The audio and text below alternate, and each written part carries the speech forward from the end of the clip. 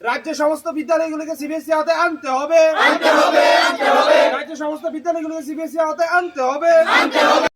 মাতা কি জয়। विद्यार्थी परिषद जिंदाबाद जिंदाबाद जिंदाबाद।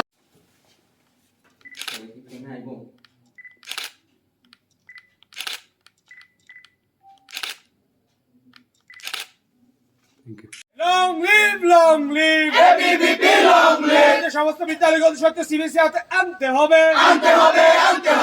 সমস্ত বিদ্যালয়গুলো দেখুন, আপনারা সবাই অবগত আছেন রাজ্যের, আমরা জানি এই রাজ্যের অধিকাংশ স্কুলগুলো টিবিএসসি বোর্ডের আওতায়।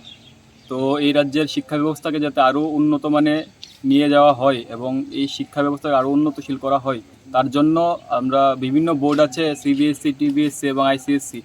তো যেহেতু সিবিএসসি বোর্ড সেন্ট্রাল গভর্নমেন্টের আওতায়, সে জায়গায় বিদ্যার্থী পরিষদের ডিমান্ড থাকবে যে এই রাজ্যের আর এই জেলার যতটুকু যে স্কুল আছে তার মধ্যে অধিকাংশ স্কুলগুলোকে যাতে সিবিএসসি বোর্ডের আওতায় আনা হয়, এই নিয়েই মূলত আজকে আমাদের এই দাবি নিয়ে আজকে জেলা শিক্ষা অধিকর্তার সাথে আমরা একটা মেমোরেন্ডাম সাবমিট করব, এই নিয়ে দাবি। আর এখানে এই জন্য আমাদের আসা। আর বাকি যে আমাদের ডিমান্ড থাকবে যাতে সিবিএসসি বোর্ডের আনা হয়।